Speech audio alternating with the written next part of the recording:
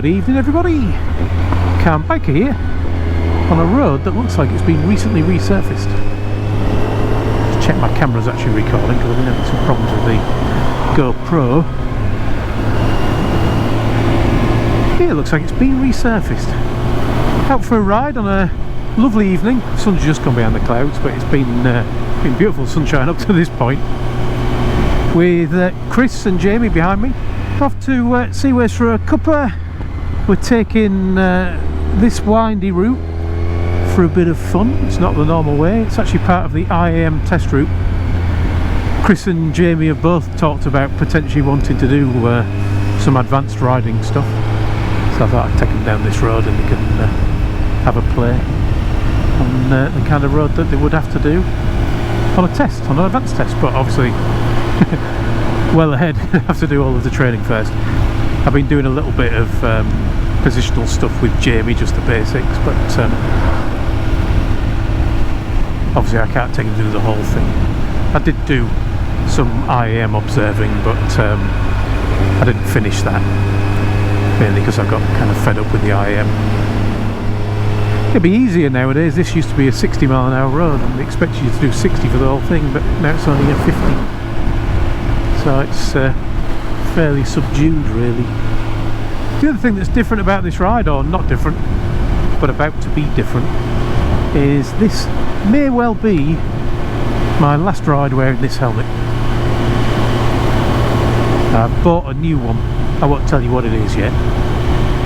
But hopefully I'm going to be coming out tomorrow night, if the weather's good, to have a try with it. I have got it, but I haven't got a camera set up on it yet. I need to get that sorted before I can come out and talk about it. It wouldn't make much sense trying to do a vlog without a camera, would it? But yeah, I've kind of got fed up of Shark helmets.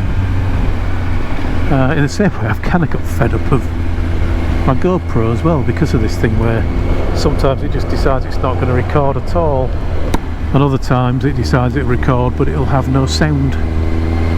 Had that again the other night while I was out with Jamie doing a bit of that practice, that positional practice stuff.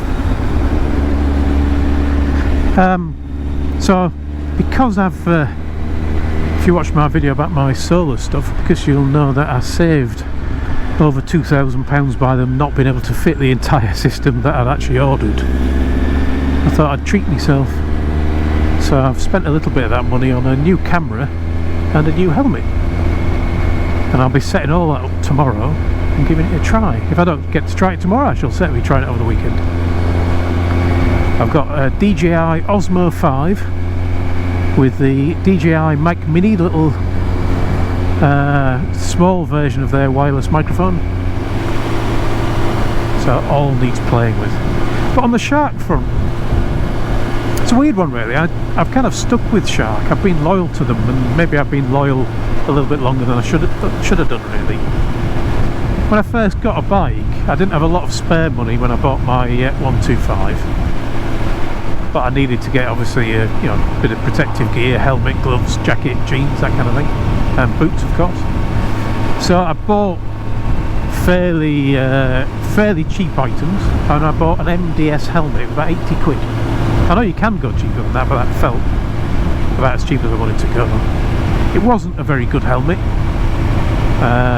It was noisy, it was cold. Yeah, it was pretty bad. It didn't come with a pin lock or anything, but I did put one in it, which made it a lot better. Stopped it steaming up and whatnot. But it wasn't great, but it did me alright. It did me alright for a couple of years or so. But I then dropped that helmet onto concrete, and I thought, well, I best change it. They always told me if I drop it onto concrete, I should change it. That may or may not really be the truth, but back then, that's what I decided to do. And when it got to that point, I had a bit more money spare, so I bought something a little bit pricey. I think the MDS was about 80 quid, and I think I spent about £150 buying a Shark S900C. And I really like that helmet.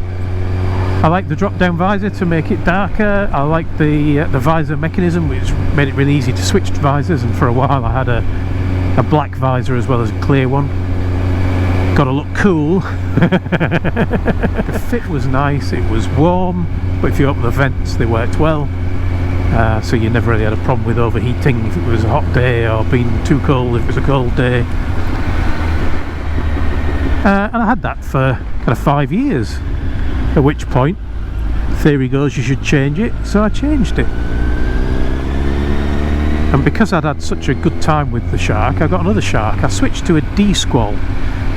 Those who've watched my channel, those gluttons for punishment who've watched it for years, may remember the bright orange DSkwal helmet that I had.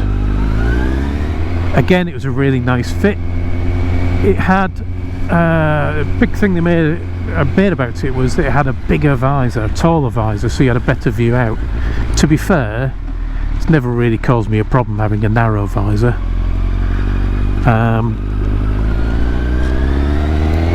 So, you know, I wasn't that bothered, but it was a nice visor, it was a really clear view, and again it came with a pin lock, and the pin lock worked perfectly. Well, it worked perfectly once I'd adjusted it a little bit. It didn't work perfectly out, kind of straight away, but yeah, you do your adjustments and got it working. It did have a problem. Within a couple of weeks I was on a week-long tour doing the national parks in the UK. Well, not all of them, but quite a few of them. And just riding along through Snowdonia, and it just went ping, and the visor popped off the helmet at one side, which was quite annoying, and it would not go back in and stay in. It was also chucking it down with rain, which was really annoying because that meant the rain was pouring in and the helmet, all the padding was soaking wet by the evening. Then again, the amount of rain we saw that day, everything was soaking wet. I actually blew up a hairdryer in the hotel by trying to dry my gloves with it, and it just overheated and never came back on again even the next day, which was embarrassing. But apart from that, it was alright. I actually got a replacement visor. It should have been under warranty, but we were on tour, so I had to get something. So that night I actually sellotaped it shut, went to a shop and bought a reel of sellotape and sellotaped the visor on, so I couldn't open it anymore, but at least I could carry on the ride and not ruin the holiday. We went to J&S Accessories the next day. A replacement visor was £80, and they couldn't do anything with the warranty. That would have to go back to the manufacturer. It did in the end, and Shark sent me out another one, so I ended up with two visors. So £80 for a replacement, and I asked them if they would price match, and they said they would, and I found it online for 20 quid. They weren't very happy about that at J&S, but to give them the dues, they did price match it, and I walked away relatively happy with a £20 visor instead of an £80 one. Visor prices are insane, aren't they? So I had that helmet, and generally trouble free after that for a couple of 3 years. I can't really remember, to be honest. It didn't get to the end of its life through age, it got to the end of its life through headbutting the floor very hard when we got knocked off the Honda, off my first CB500X. So once I was plated up and ready to ride again, I had to go out and buy another load of gear. I didn't have a lot of money spare because I was waiting for an insurance claim for 3 years, and I had to replace pretty much all my gear. All of it was wrecked. So I shall wait until this red light is no longer red before I carry on talking. Off we go again. So yeah, I couldn't afford to buy a like-for-like replacement.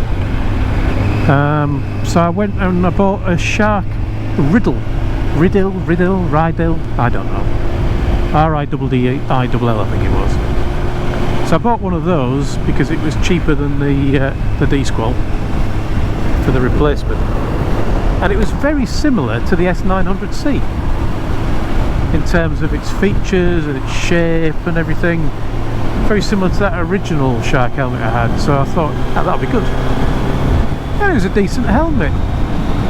It was very like the S900C, but the quality wasn't as good though.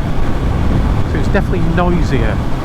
A lot more wind noise. I certainly had to stick with wearing earplugs all the time when I had that one on.